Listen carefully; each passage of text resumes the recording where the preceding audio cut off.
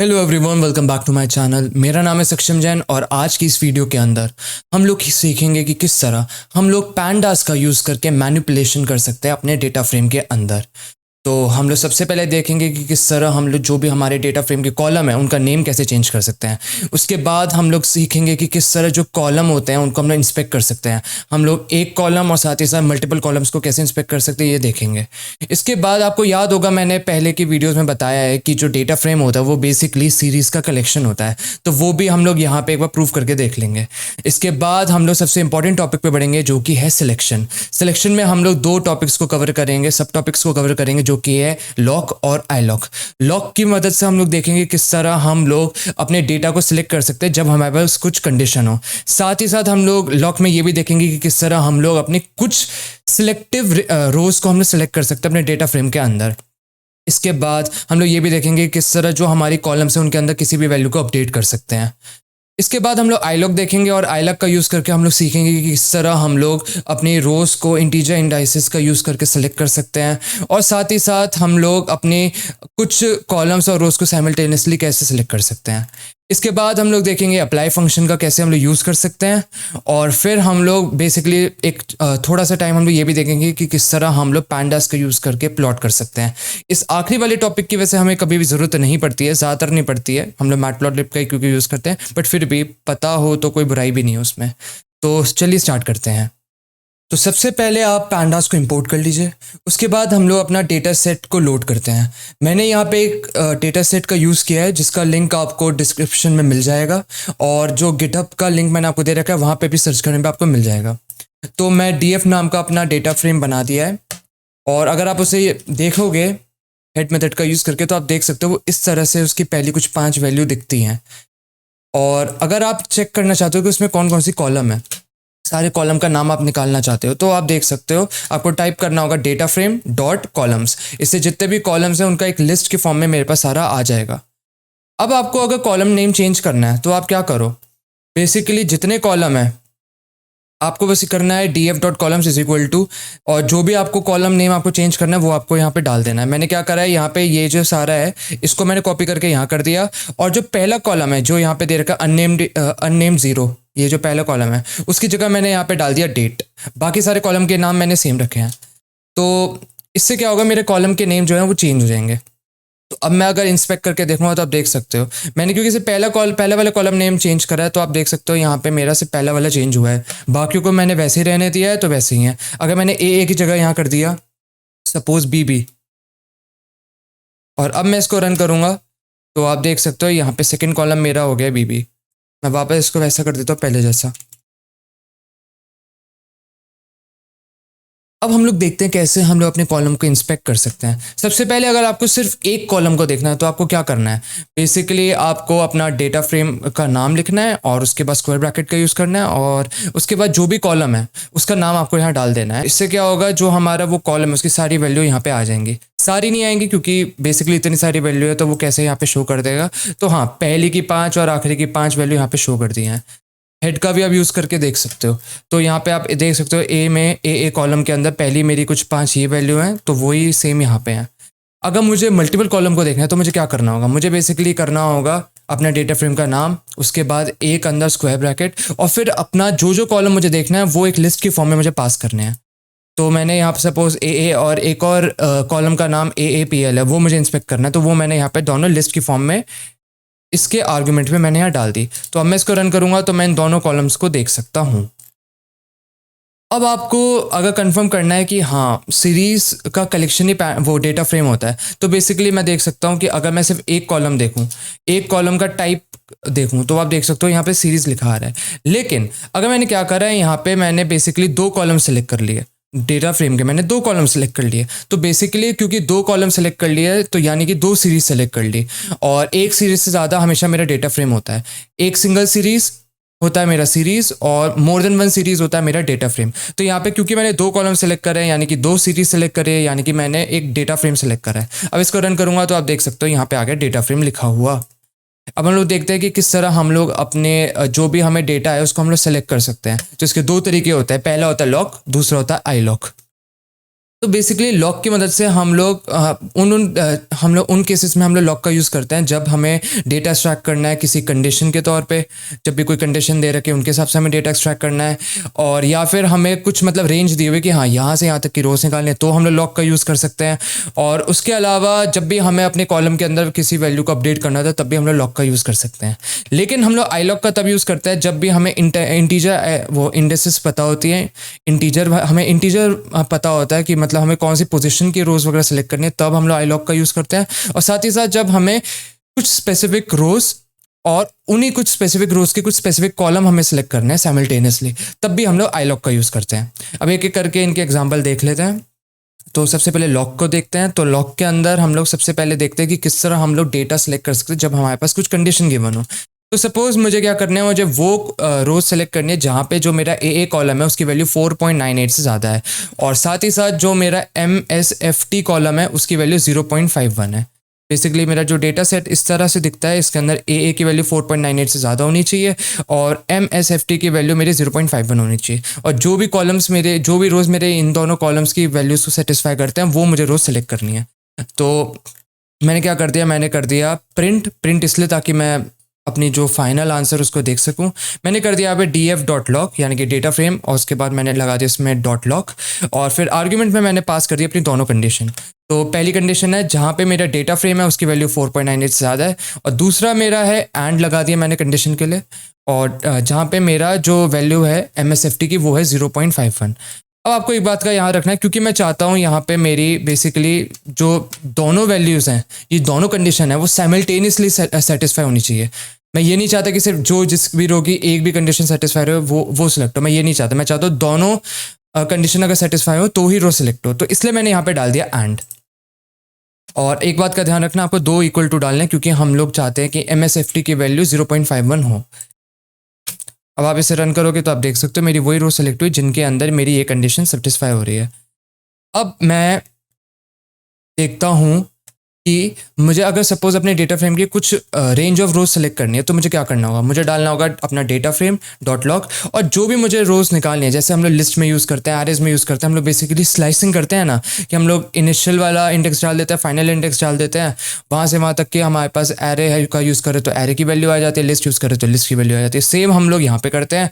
तो यहाँ पे बेसिकली क्या करा, मैंने यहाँ पे डाल दिया df.log, और फिर मैंने यहाँ पे इनिशियल इंडेक्स डाल दिया, फाइनल इंडेक्स डाल दिया, तो मेरी सेकेंड रो से लेके 5th रो तक की जितनी भी वैल्यू वो सारी मेरी यहाँ पे आ जाएंगी। तो आप देख सकते हो जब मैं इसको रन करूँगा तो आउटपुट में मेरी आ गई 2nd, 3rd, 4th, 5th रो।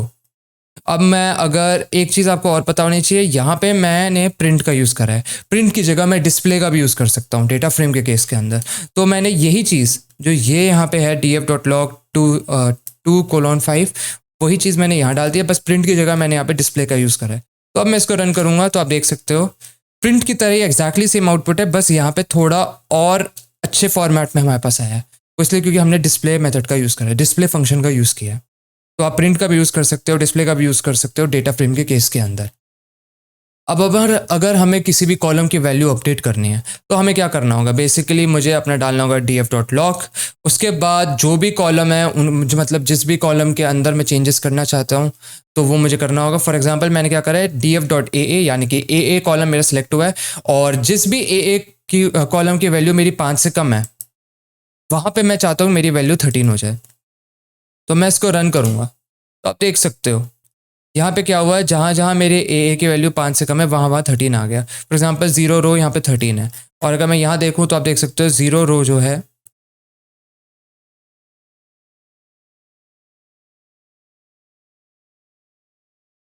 जो 0th रो है उसकी वैल्यू 4.98 है, क्योंकि ये 5 से कम है तो यहाँ पे मेरा 13 हो गया है। अब हम लोग देखते हैं कि किस तरह हम लोग आई लॉक का यूज़ कर सकते हैं। तो बेसिकली आई लॉक में क्या है, यहाँ पे आई लगाए ना, तो आप इसको इस तरह याद कर सकते हो कि जो चीज़ें लॉक कर सकते हो वही आई लॉक कर सकता है, बस आपको यहाँ पे इंटीजर्स का यूज़ करना होगा, वही हमारा आई हमारे रिप्रेजेंट करता है। तो सपोज मुझे अपनी कुछ रोज को सिलेक्ट करना है तो मैंने क्या करा, मैंने डाल दिया df.ilog। सपोज मुझे 0 रो और सेकेंड इंडेक्स की रो, 4th इंडेक्स की रो और 6th इंडेक्स की रो मुझे सेलेक्ट करनी है, तो मैंने क्या कर दिया, मैंने डाल दिया df.ilog, और लिस्ट के अंदर मैंने आर्गुमेंट के अंदर एक लिस्ट पास कर दिया जिसके अंदर जो रोज मुझे सेलेक्ट करनी है वो मैंने उनकी इंडेक्स डाल दी है। तो मैंने यहाँ डाल दिया 0 2 4 6। अब मैं इसको रन करूँगा तो आप देख सकते हो यहाँ पे मेरी यही वाली रो सिलेक्ट हो गई। तो यहाँ पे मेरी first row, third row, fifth row और सेवन्थ रो यहाँ सिलेक्ट हो गई है। फर्स्ट रो इसलिए बोल रहा हूँ क्योंकि 0 को मैंने फर्स्ट की तरह मान लिया। अब हम लोग कुछ जब हम चाहते हैं कि कुछ मेरी स्पेसिफिक रोज सेलेक्ट हो और उन स्पेसिफिक रोज के ही कुछ स्पेसिफिक कॉलम मेरे सिलेक्ट हो, तो मैंने क्या करा, मैंने यहाँ डाला df.iloc और उसके बाद सबसे पहले मैंने यहाँ पे डाल दिया है आर्ग्यूमेंट के अंदर मैंने कॉमा लगा के सबसे पहले रोज पास कर ली। मैंने रेंज ऑफ रोज डाल दी जो मैं चाहता हूँ। उसके बाद मैंने डाल दिया रेंज ऑफ कॉलम, वो कॉलम मेरे सिलेक्ट हो, स्टार्टिंग कॉलम, एंड कॉलम, तो वो मैंने यहाँ डाल दिया। अब मैं इसको रन करूँगा तो आप देख सकते हो 1 इंडेक्स से 5th इंडेक्स तक की मेरी जो रोज़ हैं वो मेरे यहाँ सिलेक्ट हो गई और उसमें भी मेरा सेकंड, थर्ड, फोर्थ ये वाली कॉलम मेरे यहाँ पे सिलेक्ट हो गए हैं। अब हम लोग देखते हैं कि किस तरह हम लोग अप्लाई फंक्शन का यूज़ कर सकते हैं। तो बेसिकली अप्लाई क्या करेगा, जो भी मैं यहाँ पे अप्लाई के अंदर फंक्शन डालूंगा वो मेरा हर एक रो के अंदर वो ऑपरेशन परफॉर्म कर देगा। बेसिकली आपको याद होगा कि फंक्शंस वाली वीडियो के अंदर मैंने मैप फंक्शन बताया था, थोड़ा डिस्कस किया था, लगभग वैसे ही इसकी एप्लीकेशन है। तो मैंने यहाँ क्या करा है, मैंने कर दिया यहाँ पे अपना एक फंक्शन बना दिया जो कि क्या करेगा, जो मेरा डेट कॉलम है उसके अंदर से ईयर को एक्सट्रैक्ट कर लेगा। बेसिकली आप देख सकते हो जो मेरा डेट वाला कॉलम है उसके अंदर मेरी सबसे पहले ईयर है, उसके बाद हाइफन है, उसके बाद 02 है, फिर हाइफन है, फिर 01 है। बेसिकली मेरा ईयर, मंथ, डेट और उसके बाद मेरा कुछ टाइम है। यहाँ पे मुझे सिर्फ ईयर सेलेक्ट करना है, तो उसके लिए मैंने क्या करा, सबसे पहले मैंने कर दिया अपना फंक्शन बनाया डेट टू ईयर और इसके अंदर मैं अपनी सारी रो पास करूँगा। अब मैंने यहाँ पे रिटर्न कर दिया है क्या, रिटर्न, क्योंकि ईयर हमारा इंटीजर है तो मैंने यहाँ पे इंटीजर फंक्शन का यूज़ करा। अंदर मैंने डाल दिया है रो, उसके बाद मैंने यहाँ पे स्क्वायर ब्रैकेट के अंदर डेट कॉलम डाल दिया है और उसके बाद मैंने डेट के अंदर मैंने स्प्लिट फंक्शन का यूज़ करा है, स्प्लिट, और मैंने यहाँ पे स्प्लिट करा है जहाँ जहाँ मेरे पास हाइफन होगा। तो बेसिकली जहाँ जहाँ भी मेरा इस कॉलम में हाइफन होगा, फॉर एग्जांपल 1990, फिर यहाँ पे हाइफन है, फिर 02 है, फिर हाइफन है, फिर 01 है, तो बेसिकली ये इस वैल्यू को स्प्लिट कर देगा 1990, 02 और 01 के अंदर। तो मैंने क्या करा है, यहाँ पे मेरे पास 3 वैल्यू आ जाएंगी, 1990 और ईयर, मंथ और डेट, यहाँ पे इसमें स्प्लिट हो गया। अब मैंने क्या करा, ईयर क्योंकि 0 पोजीशन पे है तो मैंने यहाँ पे 0 डाल दिया, तो इससे मेरा ईयर यहाँ पे सिलेक्ट हो गया। अब मैंने क्या करा, यहाँ पे मैंने डाल दिया df.apply, तो यानी कि डेटा फ्रेम की हर एक रो पे अप्लाई कर दो, और मैंने यहाँ पे फंक्शन डाल दिया और axis equal to 1। Axis equal to 1 का मतलब है कि सारी रोज के अंदर ही ऑपरेशन हो। एक्सेस इक्वल टू 1 मतलब सारी रोज, और एक्सेस इक्वल टू 0 मतलब सारे कॉलम। अब इसको मैं रन करता हूँ तो आप देख सकते हो मेरा हर एक रो के ईयर यहाँ पे एक्सट्रैक्ट हो गए। अगर यहाँ पे 0 की जगह मैंने 1 कर दिया तो बेसिकली जितने भी मंथ हैं वो मेरे सिलेक्ट हो जाएंगे। देख लो सारे मंथ मेरे यहाँ पे सिलेक्ट हो गए। अब हम लोग आगे बढ़ते हैं। अब मैंने सपोज यहाँ पे अब सपोज मुझे देखना है कि किस तरह मैं पैंडास का यूज़ करके प्लॉट कर सकता हूँ। हम लोग इस चीज़ का ज़्यादा यूज़ नहीं करते हैं, हम लोग हमेशा मतलब मैटप्लॉटलिब, सीबॉर्न इन सब का यूज़ करते हैं अपना डेटा विजुअलाइजेशन करने के लिए। बट फिर भी पैंडास में अगर ये फंक्शनैलिटी है तो देखने में कोई बुराई भी नहीं है। तो यहाँ पे मेरा डेटा फ्रेम है, डेटा फ्रेम का मैंने ए कॉलम सेलेक्ट करा और मैंने इसमें डाल दिया डॉट हिस्ट। तो बेसिकली मेरे इस कॉलम पे हिस्टोग्राम जनरेट करके दे देगा। रन करूँगा तो मेरा जो ए कॉलम है उसका एक हिस्टोग्राम यहाँ पे आ गया। अगर मैंने डाल दिया यहाँ पे data frame year dot plot, तो बेसिकली जो मेरा ईयर है उसका प्लॉट मुझे यहाँ पे आ जाएगा।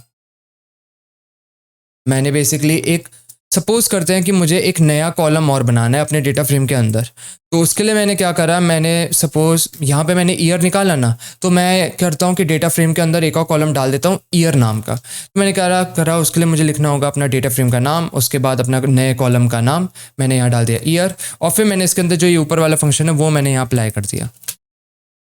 तो अब मैं अगर डेटा फ्रेम को रन करके देखूंगा तो आप देख सकते हो यहाँ पे एक और कॉलम आ गया है ईयर नाम का यहाँ पे ये।